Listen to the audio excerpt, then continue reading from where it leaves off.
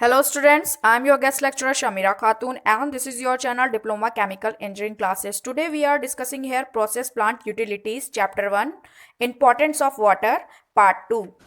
अब हम water quality parameters की बात करते हैं बट उससे पहले हम टाइप्स ऑफ वाटर देख लेते हैं। तो दो टाइप से हमने वाटर को डिवाइड किया होता है, hard water and soft water. तो hard water reacts with soap to form a scum, so you need more soap to form a lather. यानी जब हम हार्ड वाटर के साथ में सोप को यूज़ करते हैं तो क्या होता है कि झाग कम बनता है, फेना कम बनता है। जब फेना कम बनेगा तो ऑब्वियसली आपको क्लीनिंग के लिए और सोप लगाना पड़ेगा, तो और सोप लगाना पड़ेगा यानी सोप की आपकी रिक्वायरमेंट बढ़ गई, हमारा कॉस्ट बढ़ गया। इसी का ठीक उल्टा क्या होता है soft water. Soft water form a leather readily, यानी हमने सॉफ्ट वाटर के साथ में सोप का यूज किया तो उसने थोड़ा सा ही सोप में अच्छा खासा झाग दे देता है और इजीली क्लीनिंग हो जाती है। जो आपके लेफ्ट साइड के पॉइंट्स है वो हार्ड वाटर के पॉइंट्स है और जो राइट हैंड साइड के पॉइंट्स है वो आपके सॉफ्ट वाटर के पॉइंट्स है।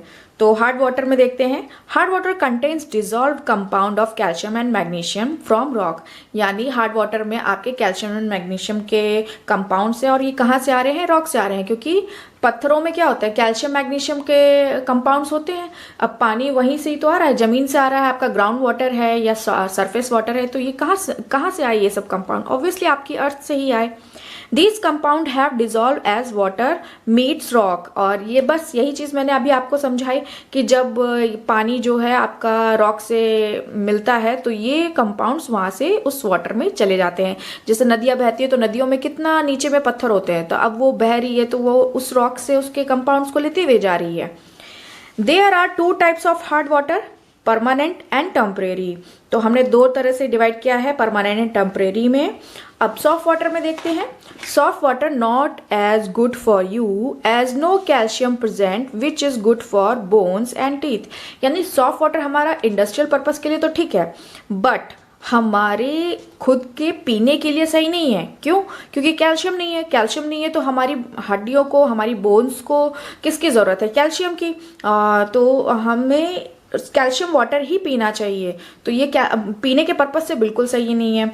Cheaper than hard water because less soap is needed, no lime scale to damage appliances. अब ऑब्वियसली सॉफ्ट वाटर आपका सस्ता होगा हार्ड वाटर से, क्योंकि इसको ट्रीट हमें ज़्यादा नहीं करना पड़ेगा इंडस्ट्रियल पर्पज से, और सोप कम यूज़ होगा। और इसमें हमने किसी भी इक्विपमेंट में अगर ये पानी हम लेंगे तो अप्लायंसेस भी कम होगा, आपके डैमेज होंगे। क्यों कम डैमेज होंगे? क्योंकि आपका स्केलिंग फॉर्म नहीं होगा। अब जब स्केलिंग फॉर्मेशन नहीं होगा तो आपके डैमेजेस बच जाएंगे, फॉलिंग फैक्टर आपका डाउन हो जाएगा।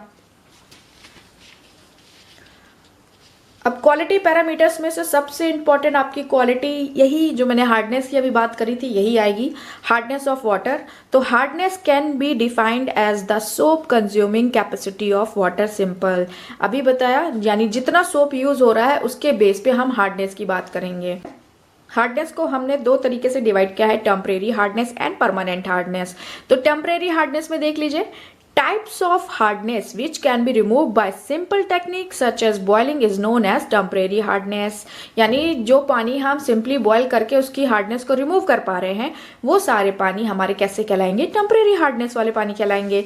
It is due to bicarbonate of calcium magnesium and carbonate of magnesium, hence known as carbonate hardness. ये सारी हार्डनेस क्या कहलाएंगी, कार्बोनेट हार्डनेस कहलाएंगी। क्योंकि ये किसकी वजह से हो रही है, कैल्शियम और मैग्नीशियम के बाइकार्बोनेट की वजह से और मैग्नीशियम के कार्बोनेट की वजह से। इसी का फॉर्मूला हमने थर्ड पॉइंट में लिख दिया है। फोर्थ पॉइंट में हमने आपको बताया है कि इस हार्डनेस को हम एल्कलाइन हार्डनेस भी कहते हैं। और फिफ्थ पॉइंट में बस हमने पॉइंट को हाईलाइटेड किया है कि रिमूव बाय बॉइलिंग। और इसकी केमिकल रिएक्शन देख लीजिए कैसे होती है। CaHCO3 का होल ट्वाइस जब हमने यानी कैल्शियम बाइकार्बोनेट को गर्म किया तो वो CaCO3 plus CO2 plus H2O में कन्वर्ट हो गया। MgHCO3 को यानी मैग्नीशियम बाइकार्बोनेट को हमने जब गर्म किया तो MgOH का होल ट्वाइस प्लस 2CO2 में कन्वर्ट हो गया। अब हम परमानेंट हार्डनेस की बात करेंगे। Permanent hardness which can not be remove by simple technique such as boiling is known as permanent hardness.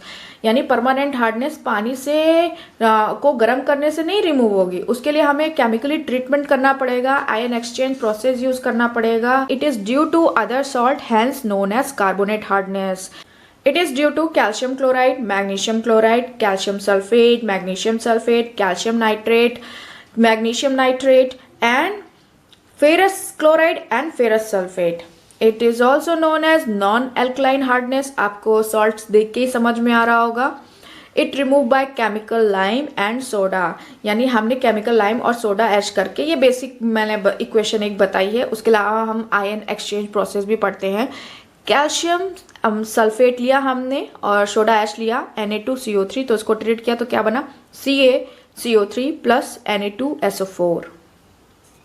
Water quality parameter की बात हम क्यों कर रहे हैं, हमें इतना फोकस करने की क्या जरूरत है. Water quality describe the condition of water including chemical, physical and biological characteristic usually with the respect to its suitability for a particular purpose such as drinking और इंडस्ट्रियल यूज़.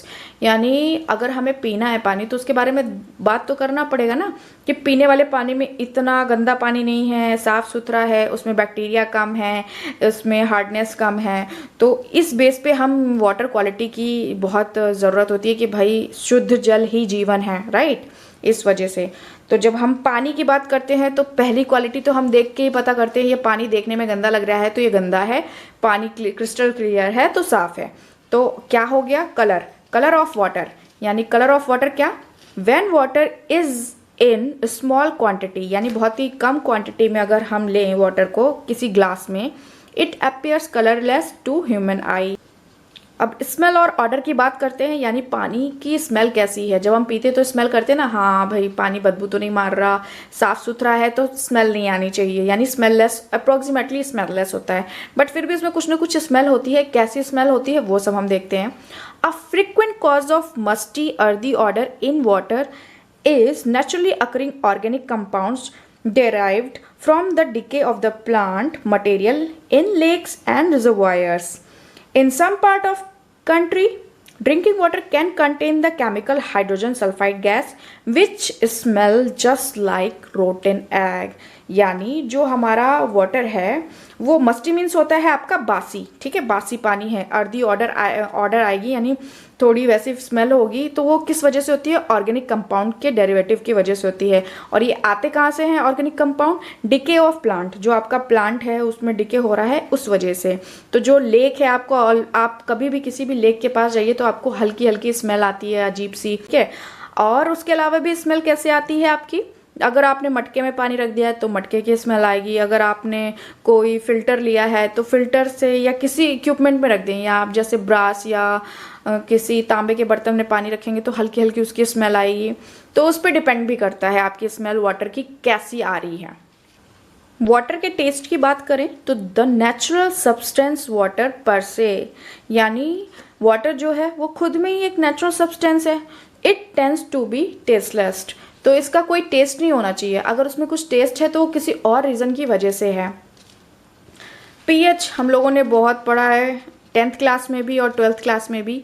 तो पीएच के लिए जो मीटर होता है वो 0 to 14 तक का एक स्केल लेते हैं. 7 पे आपको न्यूट्रल मिलता है, यानी ये वाटर 7 ही होना चाहिए. बट एग्जैक्ट 7 कहीं पे होता नहीं है, कहीं कहीं पे होता है. हम कोशिश यही करते हैं कि भाई 7 हो जाए, ट्रीट करने पे ही 7 हो सकता है. अगर 7 से 0 की साइड जाएगा आपका तो एसिडिक होगा, 7 से 14 की साइड जाएगा तो एल्कलाइन होगा. pH लेस देन 7 हमेशा एसिडिक होगा और pH ग्रेटर देन 7 इस बेसिक होगा. तो जो pH सरफेस वाटर का है वो हमेशा 6.5 से 8.5 के बीच में लाई करता है, और जो ग्राउंड वाटर का है वो आपका 6 to 8.5 के बीच में करता है. pH is defined as the decimal logarithm of the reciprocal of the hydrogen ion activity. यानी जो आपका हाइड्रोजन आयन है हमने इसको AH प्लस से डिनोट किया है इन आ सोल्यूशन. अगर इसको इक्वेशन फॉर्म में कन्वर्ट करेंगे तो हम कैसे लिख सकते हैं, pH equals to -log10 and hydrogen ion, ठीक है. तो अब ये माइनस हटा के हम इसको अगर 1/, के फॉर्म में लिखेंगे तो ये माइनस हट जाएगा. टर्बिडिटी, ये आपके लिए बहुत सुनने में, फर्स्ट टाइम आपको सुनने में लग रहा होगा. तो टर्बिडिटी क्या है, टर्बिडिटी इज द क्लाउडीनेस और haziness of a fluid caused by large number of individual particles that are generally invisible to the naked eyes. और क्लाउडीनेस होती है, हैजीनेस होती है, वो किस वजह से होती है? बहुत ढेर सारे पार्टिकल्स हैं जो कि छोटे छोटे फॉर्म में हैं, ठीक है। जैसे अब small solid particles suspended in liquid cause the liquid to appear turbid, यानी जो स्मॉल पार्टिकल्स अभी मैंने बताया स्मॉल पार्टिकल्स सस्पेंडेड होंगे लिक्विड में, उसकी वजह से हमें टर्बिड लिक्विड दिखता है। Okay, most widely use measurement unit for turbidity is formazin turbidity unit यानी FTU, एंड सेकेंड है FNU यानी फॉर्मेजन नेफ्लोमेट्रिक यूनिट। अब ये इसका यूज हम कैसे करते हैं? How to use it is use to determine the concentration of suspended particle in the sample of water by measuring the incident light scattered at right angle from the sample. यानी हम concentration किसका? Suspended particle का determine करते हैं। वो भी कैसे करते हैं? इन द सैंपल ऑफ वाटर, यानी वाटर के सैंपल लेते हैं, उसमें हम कंसंट्रेशन सस्पेंडेड पार्टिकल का निकालते हैं। किस तरह? जब हम लाइट को इंसिडेंट लाइट जो होती है वो स्कैटर्ड होगी राइट एंगल में और उस सैंपल में, तो जो स्कैटर्ड लाइट होगी इज कैप्चर्ड बाय फोटोडायोड, यानी फोटोडायोड के थ्रू कैप्चर्ड होगी, और ये जो कैप्चर होगी ये आपको एक इलेक्ट्रॉनिक सिग्नल भेजेगी, तो that is converted to turbidity. जो इलेक्ट्रॉनिक सिग्नल होगा वो आपका कन्वर्ट हो जाएगा टर्बिडिटी में, कि इससे पता चल जाएगा आपका वाटर कितना टर्बिड है। FTU और FNU के अलावा भी हम दो और तरीके के टर्बिडिटी यूनिट यूज करते हैं टर्बिडिटी मेजर करने के लिए, JTU Jackson turbidity unit, and fourth है नेफ्लोमेट्रिक टर्बिडिटी यूनिट यानी NTU। अदर रीजन क्या है टर्बिडिटी होने के? Suspended particles and colliding matters. Suspended particle for example आप ले लीजिए, क्ले हो गया, सिल्का हो गया, ऑर्गेनिक एंड इनऑर्गेनिक मैटर्स हो गए, माइक्रोस्कोपिक एक्वेटिक ऑर्गेनिज्म हो गए। माइक्रोस्कोपिक मतलब बहुत ही स्मॉल, जैसे एल्गी एंड बैक्टीरियाज होते हैं। अब रिवर जो है यानी कोई नदी है आपकी, जैसे ऋषिकेश ही ले लीजिए, मान लीजिए अगर आप फरवरी में जाते हैं तो मानसून सीजन नहीं है, उस समय आपको बहुत ब्लूइश वाटर दिखेगा, बट अगर आप वही मानसून के सीजन में जाएंगे तो आपको थोड़ा ब्लैकिश वाटर दिखेगा।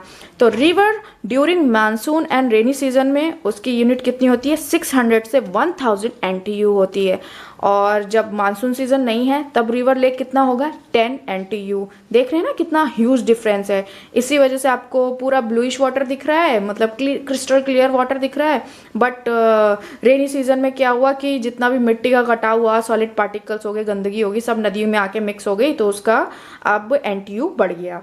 जो मेम्ब्रेन फिल्टर वाटर होता है उसके लिए NTU कितना होता है? 0.05 और इससे कम। कंडक्टिविटी ऑफ वाटर क्या होती है? Conductivity measure the water's ability to conduct electricity which provide a measure of what is dissolve in water, यानी वाटर की एबिलिटी कि कितना कंडक्ट कर रही है इलेक्ट्रिसिटी, और इससे पता क्या चलता है, क्या मेजर होता है इससे कि वाटर में क्या डिजॉल्व है। तो इसकी यूनिट क्या है? सीमेंस पर मीटर, यानी इसको हम कैपिटल S पर मीटर से डिनोट करेंगे। और ड्रिंकिंग वाटर के लिए कितना होता है ये? 200 to 800 माइक्रोन सीमेंस पर सेंटीमीटर। सॉलिड्स इन वाटर की अगर बात करें तो हमने 5 तरीके से इसको डिवाइड किया है। फर्स्ट है आपका टोटल डिजॉल्व सॉलिड, सेकंड है आपका टोटल सस्पेंडेड सॉलिड, थर्ड है आपका टोटल सॉलिड, एंड फोर्थ है आपका total volatile solid, and fifth है फिक्स्ड सॉलिड्स। TDS है वो आपका क्या है? Total dissolve solid. इसका क्या मतलब होता है? TDS are the total amount of mobile charged ion including mineral salts or metals dissolved in a given volume of water expressed in unit of mg per unit volume of water, यानी mg per liter। ये आप देख रहे हैं ना mg per liter, यानी जो dissolve है, टोटल डिजॉल्व है, मतलब डिजॉल्व हो रखा है, उसमें घुल रखा है, तो चार्ज आयन हो गए, मिनरल्स हो गए, सॉल्ट्स हो गए, तो इनकी वजह से जो हमारा सॉलिड हो वाटर में सॉलिड है वो हमारा कहलाएगा टोटल डिजॉल्व सॉलिड। नाम से ही पता चल रहा है total dissolve solid. Total suspended solid की बात करते हैं, TSS। तो total suspended solid include all particles suspended in water which will not pass through a filter. जो फिल्टर से आपके पास नहीं होंगे वो आपके टोटल सस्पेंडेड सॉलिड होंगे। और टोटल सॉलिड क्या हो जाएगा? जो आपका TDS प्लस TSS है, यानी total dissolve solid plus total suspended solid, वो मिलकर आपका बताएगा कि इसमें कितने टोटल सॉलिड्स हैं। टोटल वॉलेटाइल सॉलिड्स की बात करते हैं यानी टीवीएस। तो TVS is a water quality measure obtain from the loss on ignition of the mass of measured total suspended solid, यानी जो लॉस होता है आपके इग्निशिया करने पे मास में, उससे हमें पता चलता है वॉलेटाइल। वॉलेटाइल ही समझ रहे ना कि हमने गर्म किया पानी, उसमें से सॉलिड अवेलेबल तो थे पर गर्म करने के बाद वो इतने वॉलेटाइल थे कि उसमें से बाहर निकल गए, तो वो आपका क्या हो गया, टोटल वॉलेटाइल सॉलिड्स हो गया। और फिक्स्ड सॉलिड क्या हो गया, फिक्स्ड सॉलिड आपके इनऑर्गेनिक मिनरल्स मैटर हो गए, जैसे कि the loss of weight by ignition at 600 is measure the volatile solids, remaining solids are fixed solid. यानी जब हम 600 डिग्री सेंटीग्रेड पर गर्म करेंगे वाटर को और जो वॉलेटाइल होगा वो तो वेपराइज हो गया, चला गया एयर में, बट जो उसके अलावा सॉलिड्स बच गए तो वो हमारे हो जाएंगे फिक्स्ड सॉलिड्स। एल्केनिटी की बात करते हैं। Alkalinity is the capacity of water to resist change in pH that would make the water more acidic, यानी वाटर को मोर एसिडिक होने से बचाए। तो alkalinity is strength of a buffer solution composed of weak acids and their conjugate base. It measures by the titration the solution with monoprotic acid such as HCl, यानी titration के through इसका measurement करते हैं और उसके लिए कौन सा एसिड यूज करते हैं, मोनोप्रोटिक एसिड, जैसे कि HCl हो गया। इसकी यूनिट क्या है, milli equivalent per litre. BOD and COD देख लीजिए, ये इंडस्ट्रियल पर्पज से बहुत ही इंपॉर्टेंट क्वेश्चन है एंड ये हमेशा इंटरव्यू में पूछे जाते हैं क्योंकि इनका यूज़ होता है। हम वाटर को हमेशा ट्रीट करके ही रिवर्स में या नालों वगैरह का जो पानी होता है या आपका सीवेज वाटर है उसको ट्रीट करने के बाद ही हम नदियों में छोड़ सकते हैं, ऐसे ही नहीं पानी कहीं पे भी मिला सकते या ओशियन में ऐसे ही नहीं डायरेक्ट डाल सकते। तो उसके लिए हमने दो टर्म यूज़ किए हैं, बीओडी एंड सीओडी। तो बीओडी जो आपका बायोलॉजिकल ऑक्सीजन डिमांड है एंड सीओडी आपका केमिकल ऑक्सीजन डिमांड है। तो बीओडी है क्या, BOD is a measurement of amount of oxygen, यानी बीओडी किसका अमाउंट मेजर कर रहा है, ऑक्सीजन का, required to remove waste organic matter, यानी जो ऑर्गेनिक वेस्ट मैटर है उसको रिमूव करने के लिए हमें कितनी ऑक्सीजन की ज़रूरत है, from water in process of decomposition by aerobic bacteria. और इस प्रोसेस में जो डिकम्पोजिशन हो रहा है वो किसके थ्रू हो रहा है, एरोबिक बैक्टीरिया के through, those bacteria that live only in an environment containing oxygen. COD क्या है आपका, the COD is the amount of oxygen consumed to chemically oxidize organic water contaminants to inorganic in products, यानी कितनी oxygen की हमें ज़रूरत है उस ऑक्सीडाइज करने के लिए ऑर्गेनिक वाटर कंटामिनेंट को और इंड प्रोडक्ट में कन्वर्ट करने के लिए जो कि इनऑर्गेनिक है। परमिसिबल लिमिट टू डिस्चार्ज की क्या है, COD लेस देन 250 mg पर लीटर होना चाहिए और BOD क्या है, वो लेस देन 30 mg पर लीटर होना चाहिए। अगर आपको वीडियो पसंद आई हो तो प्लीज़ लाइक कीजिएगा, शेयर कीजिएगा एंड कमेंट में बताइएगा कि नेक्स्ट टॉपिक में आप लोग को कौन सा पढ़ाऊं। और हाँ, प्लीज़ चैनल को सब्सक्राइब कीजिएगा, इससे मुझे मोटिवेशन मिलता है ताकि मैं ऐसी और वीडियो आपके लिए बना सकूं।